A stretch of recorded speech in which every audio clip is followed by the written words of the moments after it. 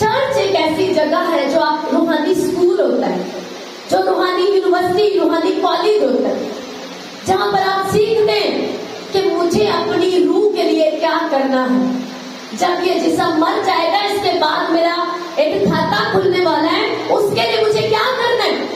क्योंकि जब कोई भी इंसान मर जाता है, उसकी किताब, उसके अमलों की किताब बंद हो जाती है और वो उसी दिन खुलेगी जिस दिन खुदावंद यीशु मसीह तख्त पर बैठकर सबका इंसाफ करेगी।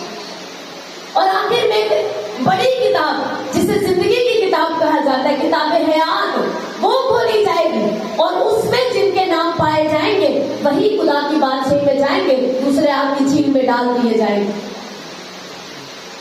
आपको चाहे इस बात की आप बेखबर है, इस मामले में आपको कोई खबर नहीं, कोई फिक्र नहीं, लेकिन हर वक्त आपके मुंह से निकलने वाला एक एक लफ्ज, आपका एक एक अमल, आपकी जो जिंदगी की, जो आपकी किताब है, पर्सनल डायरी है आपकी, जिसे फरिश्ते हर रोज एक एक सेकंड में लिख रहे हैं, वो सब कुछ नोट कर रहे हैं। एक बिल्कुल छोटी किताब मेरे पास थी और मैंने उसको औरतों की मीटिंग में उन्हें मैंने उसमें से सिखाया और बताया, और उस किताब के अंदर तस्वीरों के साथ बना था।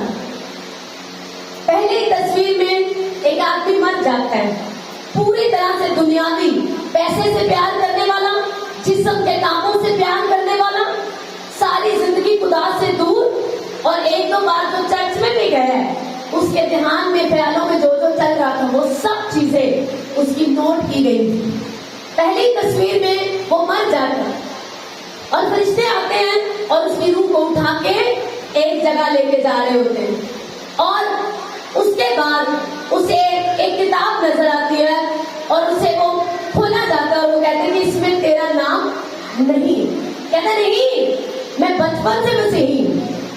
जरा गौर से देखो, क्योंकि मैं चर्च भी जाता था, मैं ये भी करता था, मैं वो भी करता था, और अगले ही सफे के ऊपर उन्होंने पूरा उस आदमी को बनाया और छोटे छोटे तारीखों के साथ वो लिखे हुए थे कि 2022 की 18 दिसंबर इतने मिनट इतने सेकंड पे तूने ये वाला गंदा काम किया। ये देख, उन्होंने पूरी फरिश्तों ने उसकी फिल्म चलाई। ऐसा ही होगा, वो किताब एक विजन को शेयर कर लोगों के लिए बनाई गई कि लोग जान सके कि मेरी जिंदगी का इसके बाद क्या होने वाला है। जब लोग एक करेंगे, होशियार बन के दिखाएंगे। जमीन के ऊपर आप डेटा सेव करो, वो डिलीट हो सकता है। उड़ गया जी, यूएसबी खराब हो गई, डिवाइस खराब हो गई, उड़ गया सारा कुछ, लेकिन वहां के खाते बड़े पक्के हैं, वहां लोड शेडिंग नहीं है, तो लाइट गई तो सारा कुछ उड़ गया और हमारी फिल्म सारी खराब हो गई। शादी की ब्याह में लोग लड़ते हैं ना, हमारी सारी फिल्म लाखों रुपया लगाया, सारी फिल्म खराब करके रख दी, ये सीन नहीं आया, वो सीन नहीं आया। वहां आपका एक एक सीन जो है ना, वो एंजल्स के हाथों में, जो उनकी आंखों में कैमरे लगे ना, जो आप तय तक देख लेते हैं, वो लगे हुए। एक एक अमल आपका फिल्म बन रही है आपकी, जो आपको दिखाई जाएगी एक एक कि तूने क्या किया। चर्च में बैठे, उसने कहा ये देखो देखो, पीछे करना थोड़ा, देखो मैं चर्च में बैठा हूँ। कहता ये देख, उस वक्त तेरा ध्यान किधर था? फोन पे लगातार कॉल आ रही थी, तेरा ध्यान किधर था कि मैंने उससे पैसे ले लिया, वो छोड़ नहीं रहा। मैच लग गया होगा, 10-100 तरह की चीजों में तेरा ध्यान लगा हुआ था, सोचे तेरी भटक रही थी, और सामने प्रीचर बड़े जोश में सरमन दे रहा, ये देख अपनी फोटो। हालेलुया। एक एक चीज उसको दिखाई, यहाँ पे तू पैसे का है, ये देख तू औरत के साथ जा रहा है, ये एक हर एक date, second, minute, everything recorded हो रही है आपकी। क्योंकि अगर आपको ये मालूम नहीं कि मेरा एक एक मुंह से निकला लफ्ज और मेरा देखना सुनना, मेरा हर अमल, चाहे जिसमें बीवी साथ नहीं, शौहर साथ नहीं, बच्चे साथ नहीं, बॉस भी सहते नहीं, कोई नहीं, नीचे तय कानों में भी उसका रूह आपको छोड़ता नहीं, वो आपको देख रहा है, उसके फरिश्ते आपके सामने आपको नोट कर लेंगे। उसने फरिश्ते हमारी हिफाजत के लिए दिए मसीहियों की, नए ईमानदारों के अपने बेटे लेकिन फरिश्तों को सिर्फ कलाम की बोली समझ आती। मैं तो ਤੁਹਾਡੇ ਕੋਲ ਗੋਰਾ ਖੜਾ ਕਰਨਾ ਲਿਆ ਕੇ ਤੁਸੀਂ ਪੰਜਾਬੀ ਚ ਲਾਖਾ की जो शायरा बिना शायरा कीते है ना, आप लाख बोलते रहे, इधर चले जाए आए, आपको पूरी स्टोरी उसको 3 घंटे की सुना दो, वो चुप खड़ा है, उसको क्या समझ आप क्या बोल रहे हो।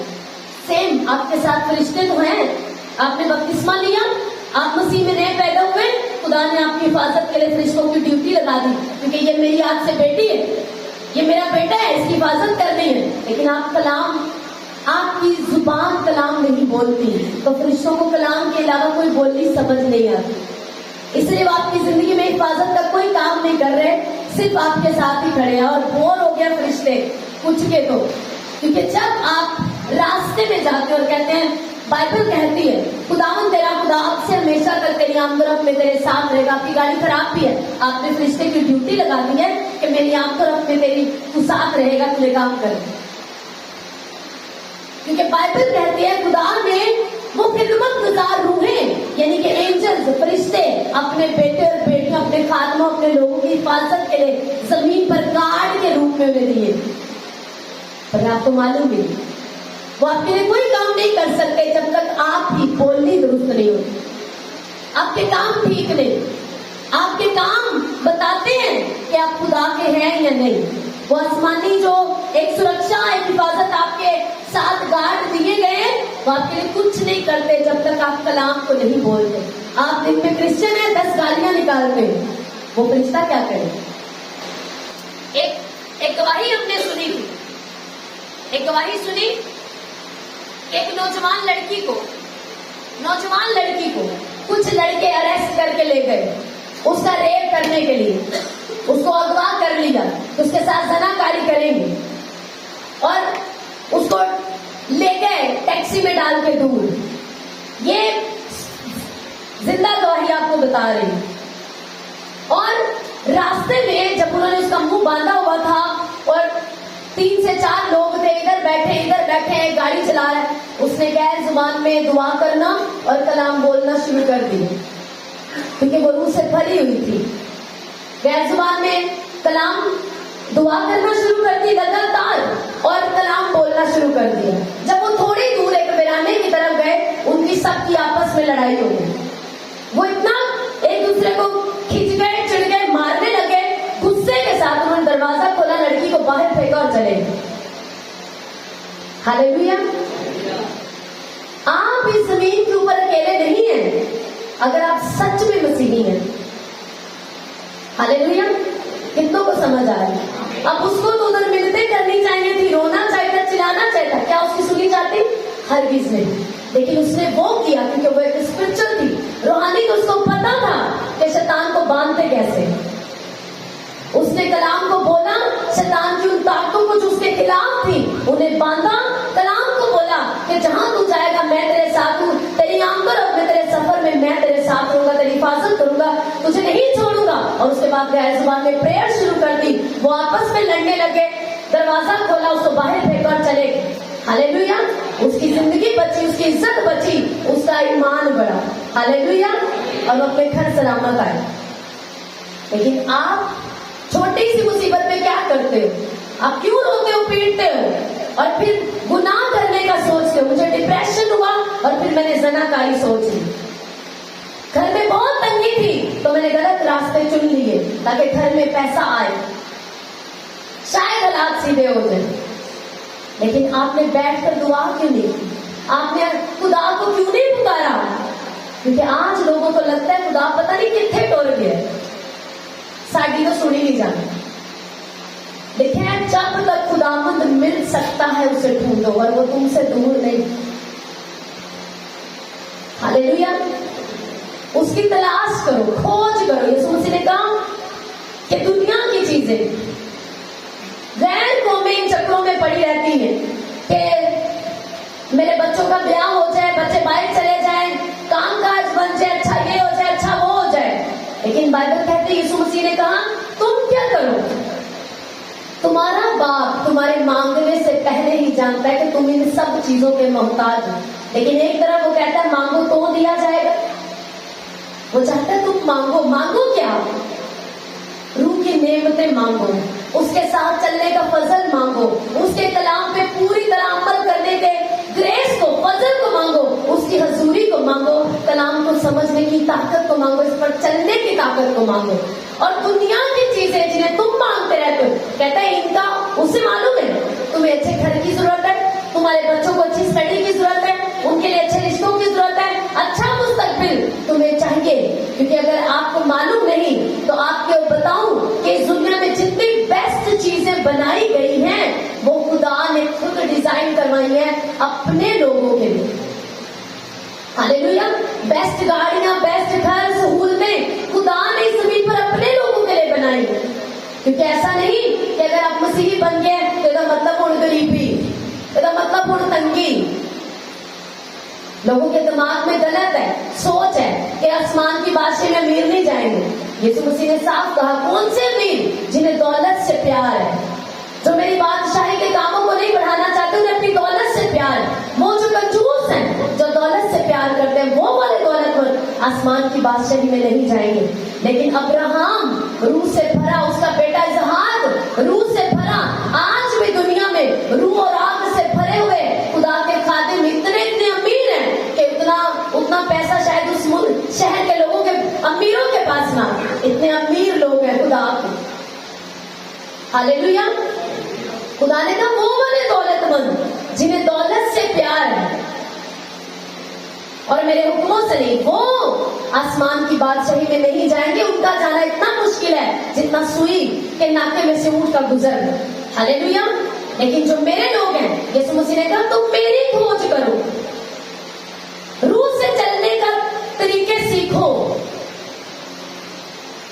हालेलुया। तुम रूह में चलना सीखो। अगर तुम्हें खिदमत करनी है तो सिर्फ सेमिनरी करके, बाइबल की एक दो क्लास लेके तुम पादरी नहीं बन सकते। तुम रूह में चलना सीखो, क्योंकि रूह में चलने के लिए जिस्म को मारना पड़ता है।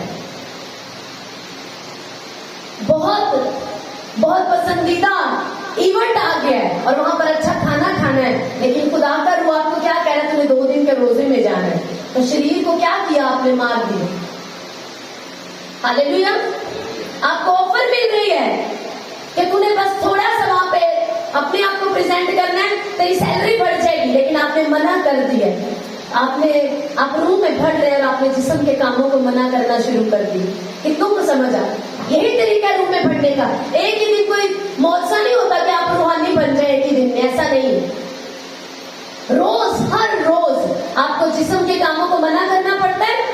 यार ये नंबर ले ले, बहुत अच्छी है, बहुत पैसे ऊपर लगाती है, तू नंबर ले ले, ये बहुत ऊपर पैसा खर्च करता है, बाहर बुला लेगा।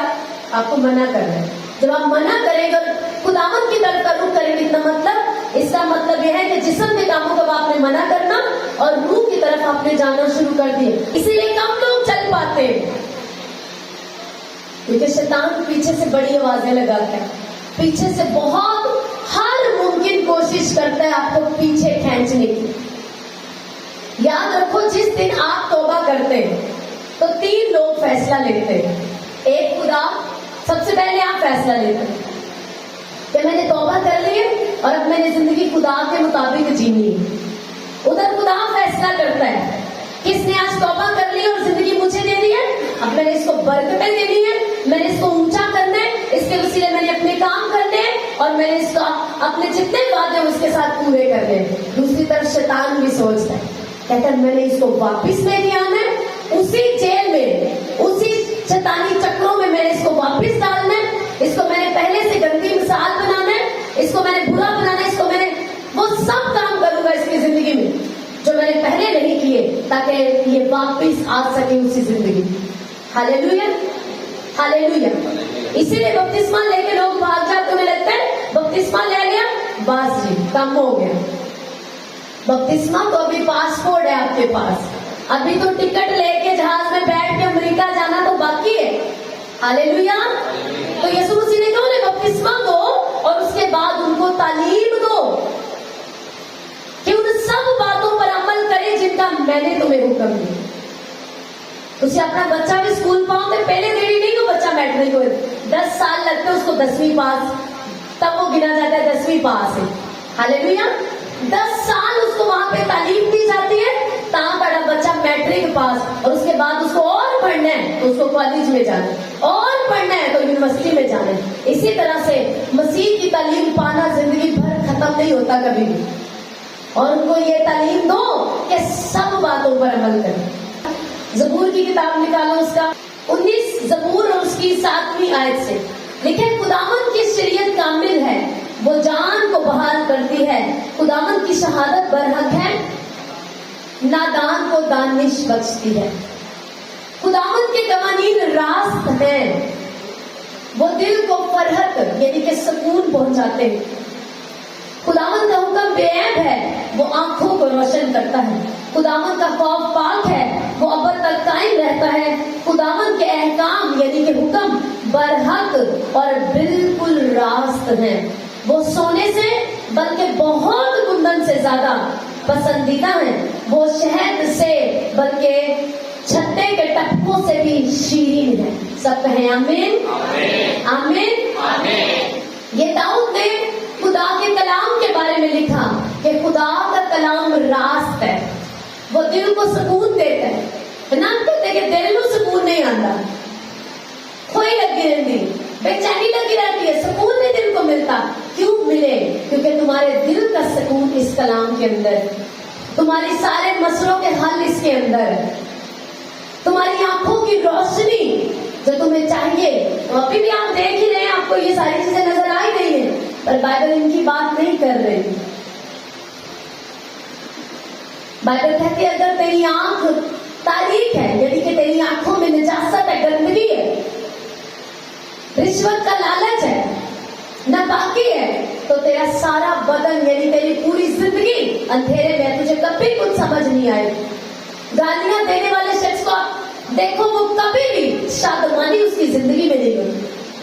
वो बहुत बीमार रहते हैं ऐसे लोग जो मुंह से गालियां बकते, लानते देते, अब उन्हें कभी भी सुकून में नहीं देखोगे, ऐसा बाइबल कहती।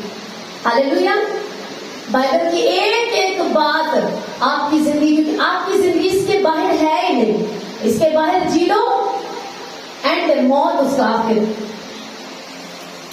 क्योंकि मैंने बताया था आपको कि खुदा का ये कलाम खुदा की सांसें पाया हुआ कलाम है। ये जो आप पढ़ते हो ना, सिर्फ 10 हुक्म ही हुक्म नहीं है, पूरी बाइबल उसके हुक्मों से भरी हुई। हालेलुया।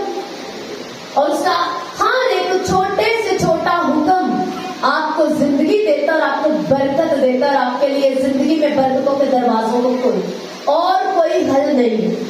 बाइबल में कहीं नहीं लिखा तू हर मीटिंग में खड़े हो जाना और हर मीटिंग में अपने सिर पे हाथ रखवाना तो तेरे सारे मसले हल हो जाएंगे। आगे एक छोटा सा एक हल है, छोटा सा, और सिर पे हाथ रखवाना एक मसाशुदा जिंदगी का, वो आपके लिए तब ब्रेक थ्रू करता है, काम करता है, जब आप कलाम पे चलने वाले होते हैं, प्रेयरफुल होते हैं। वो मसाशुदा हाथ जल्दी आपकी जिंदगी में काम कर, क्योंकि उसने तो सिर्फ आपकी मदद करनी है उस चीज से छूटने के लिए जिससे आप छूटना चाहते हैं। आपको बाइबल का मालूम है, प्रेयर करने वाले, आप बाइबल को उस पर चलने वाले, उसे पढ़ने वाले, तो एक लेहर, एक मसाशुदा जिंदगी का हाथ आपके लिए आपकी मदद कर देता है रिहा होने में, क्योंकि मसा बंधन तोड़। लेकिन आपको लगे कि हम दुआ बिल्कुल ना करें, ना बाइबल पढ़ें, सारा दिन गाने, टीवी, इंटरनेट, और उसके बाद आके हाथ रखवा लें और हम चंगे भले हो जाएंगे और सारे काम हमारे सीधे हो जाएंगे, प्रेयर रिक्वेस्ट को बॉक्स में डाल देंगे। ऐसा ये हल नहीं है, ऐसा कोई हल नहीं होगा। फिर ऐसे लोग चर्च बदलते रहते हैं। हालेलुया। अगर बच्चा निकम्मा है, उन 100 स्कूल से पालो, वो निकम्मा ही रहेगा। हालेलुया। लेकिन अगर वो पढ़ने की ख्वाहिश रखता है, तो ऐसे भी लोग हैं, हमने उनकी सुनी हुई है, अखबारें बेचकर, दिन में नौकरियां करके, रात को ट्यूशन पढ़ के हाई स्टडी कही है उन्होंने। क्यों? क्योंकि वो पढ़ना चाहते थे। हालेलुया। लेकिन ऐसे भी हैं जिन्होंने वालिदैन ने सारी 2-2 नौकरियां करके पैसा लगा दिया, पर बच्चे आज भी निकम्मे हैं, चाहे डिग्रियों के ऊपर एक ग्रेड लिखा हो, उन्हें आज भी अपने नाम तक कोई मुश्किल नाम लिखवा लो, उन्हें आता ही नहीं लिखना। ऐसे ही क्रिश्चियन लोग हैं। खुदा ने बहुत पैसा लगा दिया, यानी कि अच्छे से अच्छा कितने कितने बड़े क्रूसेड अटेंड की, कितना कितना कलाम सुना, लेकिन जब तक खुद नहीं पढ़ा, जब तक खुद प्रेयर में नहीं गए, जब तक खुद उसकी खोज नहीं की। मैं आपको ये पानी की बोतल लूं, आपको इसके बारे में दूं, ये एक नेस्ले की बोतल है, इसके अंदर बड़ा अच्छा पानी है, फूट लगा के उसका तजर्बा बता दूं, ये बड़ा साफ सुथरा है, देखो इसे पीने से मेरे पेट में दर्द भी नहीं हो रही, कुछ नहीं हो रहा, ये आपको ताजगी देगा। आपको इसकी नॉलेज तो मिल गई, जो कि आज चर्चिज में हो रहा है, आपको नॉलेज तो दे रहे हैं, लेकिन आपको एक्सपीरियंस तब होगा जब तुसी खुद भी फाड़ के कोट लाओगे तो मजा फेरे। हालेलुया। फिर वो जो मैंने आपको नॉलेज दी कि ये पानी ऐसा है, ये खाना, ये पिज्जा ऐसा है, ये ऐसा है, आप जब खाएंगे तो जायके का पता लगेगा ना, और जब आप खाएंगे तो उसी वाले की ताकत आपके अंदर जाएगी। मेरे बताने वाले की तो आपको सिर्फ नॉलेज मिली और आपने मेरे कहने पर वो पिज्जा खरीद ली, वो पानी की बोतल ले ली, लेकिन जब आप उसे खुद पिएंगे तो आपके अंदर ताकत जाएगी, आपकी प्यास आपकी बुझेगी। जब आप खुद उस खाने को खाएंगे तो उसका जायका वो कितना टेस्टी है और उससे क्या ताकत मिलती है, ये तो खाने के बाद आएगा ना, पहले स्वाद आएगा, फिर बॉडी उन्हें सर्कुलेट करेगी, फिर उसकी ताकत मिलेगी। हालेलुया। बिल्कुल ऐसे ही चर्च है, जहां से आपको नॉलेज देने के बाद आपको एक्सपीरियंस कराया जाता है। अगर आपको लड़ाई बॉर्डर पे छिड़ गई है ना, लड़ाई बॉर्डर पे छिड़ गई, देखते कोई नौजवान नीला पीला हुंदा है हथियार बन के कि मैं नहीं छड़ना दुश्मन, सच तो जो जोश है, सच तो लड़ना चाहता है, ते अपने आप को अपने घर को बचाना चाहता है, तो बॉर्डर पे जाना पे, उत्थे जाके दुश्मन का मुकाबला करना पे। इसी तरह से अगर आप शरीर में, अपने बॉडी में जितना मर्जी गुस्सा करो,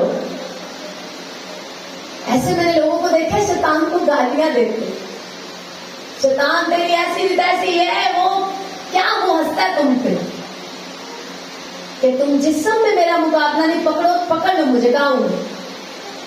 ऐसे हमने गवाहियां सुनी, मुझे थप्पड़ पड़ते, समझ नहीं आती कहां से आ रहे, पकड़ो फिर उसको पकड़ने के लिए आपको उसी रेलम में, उसी दुनिया में, यानी कि उसी हालत में जाना पड़ेगा।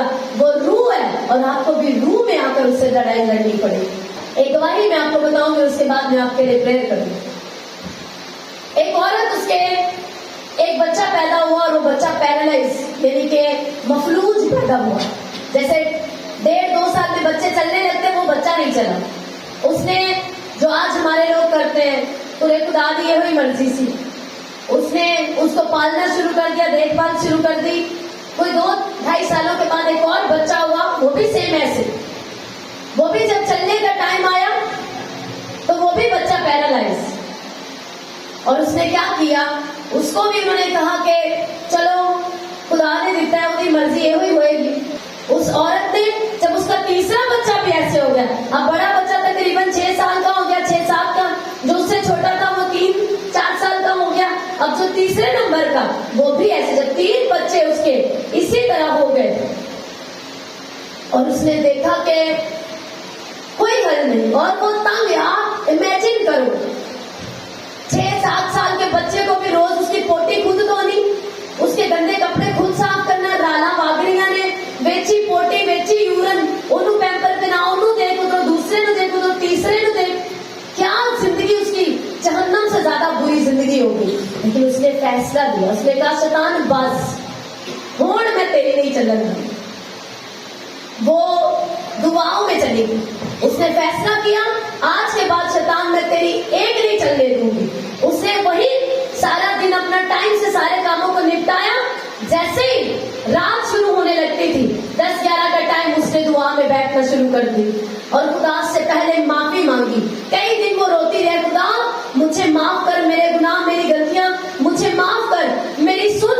अपना पहले उसने माफी मांग के रिश्ता बनाया, वो अपने दिल के इल्जाम को खत्म किया खुदा के आगे, जो उसका दिल जिसको मालूम थी कि मेरे अंदर ये कमियां है, खिंचना, गाली देना, जो बुरे काम, लड़ाई चल रहा, क्योंकि कैसे सुकून हो सकता है। आप इमेजिन करो, क्या आपकी हस्बैंड वाइफ की लड़ाई नहीं होती होगी, हर रोज उड़ते बहते हुए,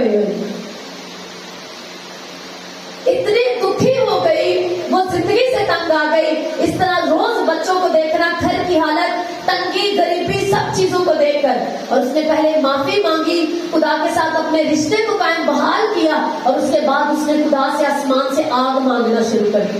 उसने कहा, खुदावन, जो शैतान मेरे बच्चों के पीछे है, अपने आसमान से आग को भेज, अपने फरिश्तों को कोड़े दे के भेज, वो उस शैतान को, उस जिंदगी को कोड़े मारे जो मेरे बच्चों के पीछे शैतान है, उसको कोड़े मारे। वो रोज के लगातार दुआ करती रही। कुछ टाइम, कुछ महीनों का टाइम गुजरा कि उसका शौहर अचानक कहने लगा कि मैं गांव जाने लगा, मैं अपनी माँ को चाहता हूँ मैं उसको लेके आऊँ अपने पास। वो चला गया, वहां गया, उसने अपनी माँ को जाके बोला मैं आपको अपने साथ लेके जाना चाहता हूँ। उसने कहा मैं नहीं तेरे नाल जाना, मैनू पता चले तेरी बीवी बंदियां नू कुटदी। कहता नहीं अंदर नहीं, वो तो सगों दुआ करन लग गई है, दुआ कर दी होते अंदर ही, तू चल लेना। उसको जबरदस्ती लेके आया। जब उसको पहली रात वो उसकी सास उसके घर में आई, सारी रात वो बेचैन रही, क्योंकि उसकी बहू ने उसको खाना पीना दिया, अपने सारे काम अपनी रूटीन के मुताबिक, जो उसने अपना मसबा बनाया था दुआ का, वो उस पर गई और जाके जैसे उसका तरीका था, उसने जाते ही खुदा की तारीफ शुरू कर दी, वर्शिप के गीत नाच के गाना शुरू कर दिए, और उसके बाद खुदा की हम्द करने के बाद वो आग मांगने लग गई अपनी रोज की आदत के मुताबिक। खुदावंद आग को भेज, और वो उस तेरे फरिश्ते आए, कोड़े लेकर आए, और वो मारे उस शैतान को जो मेरे बच्चों के पीछे है, मेरी जिंदगी के इन हालातों के पीछे। और पहला दिन तो गुजरा, बड़ी बेचैनी के साथ रात गुजरी। अगली रात जब वो फिर से दुआ कर रही थी, तो वो औरत आके उसके आगे खड़ी हो गई और उसके आगे गिर गई, और उसने अपनी कमीज उठा के उसको बोला, ये देख मेरी कमर, लाशों को देख। कहते हर रोज बंदे आते मेरे कुटन, हालेलुया, लेकिन हर रोज रात नू बंदे आते और मेरे कोड़े मार के जाते रहे, ऐ वेख लाशा। और उसने घुटने टेके उसके आगे अपने आप को झुका, उसने कहा मैं हूँ वजह तेरे बच्चों के पीछे। उसी रात वो औरत मर गई, और जैसे ही वो मरी, अगली सुबह जब दिन चढ़ा, उसके तीनों बच्चे भाग रहे थे, चल फिर रहे थे। हालेलुया। आज रानी पीछे बैठ गई, शैतान है, शैतान को देखो मत, देखो जेठानी नू, दरानी नू, ननान नू मत देखो, ये भी शैतान है जिसने आपके दिमाग को चाबी अपने हथा से ताड़े दिमागा दी रखी कि फलानी बड़ी बुरी है, फलाना बड़ा बुरा है, उसके पीछे शैतान बड़ा बुरा है। और आप उसका मुकाबला तब करोगे जब तौबा के साथ प्रेयर्स में चले जाओगे, क्योंकि शैतान को शक्लों से और ताड़े फजूल दे अथरुआं तो डर नहीं लगता, ना इंप्रेस होता, ना तरस आता है। बहुत जिसको बहुत ढीठ है, उसकी आंखों के अंदर सिर्फ तबाही है।